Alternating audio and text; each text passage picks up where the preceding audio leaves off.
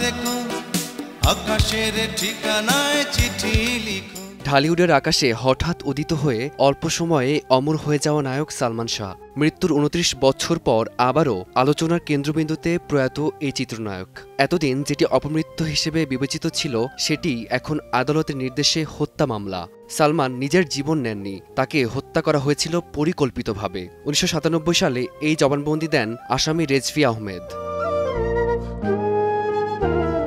রায়ের তথ্য অনুযায়ী সালমানকে হত্যা করতে ১২ লাখ টাকায় কিলার ভাড়া করা হয়। পরিকল্পনা হয় রাজধানীর এক বারে বসে। এতে যুক্ত ছিলেন তার স্ত্রী সামিরা, শাশুড়ি লতিফা হক লুসি, আলোচিত ব্যবসায়ী আজিজ মোহাম্মদ ভাই এবং আরও কয়েকজন। স্বীকারোক্তিতে বলা হয়েছে, সালমানের বাসায় গিয়ে ঘুমন্ত অবস্থায় তাকে অচেতন করা হয়, পরে ইনজেকশন দিয়ে হত্যা করা হয়, তারপর সাজানো হয় আত্মহত্যার নাটক।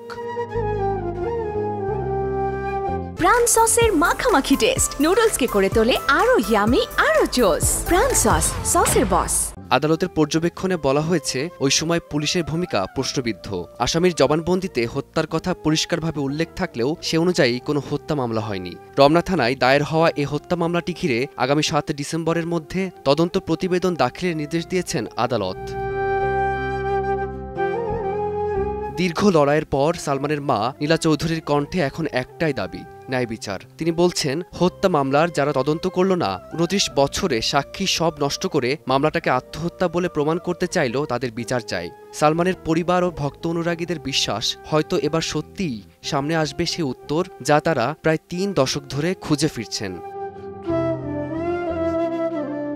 ফারদিন মাঝার, সময় সংবাদ, ঢাকা।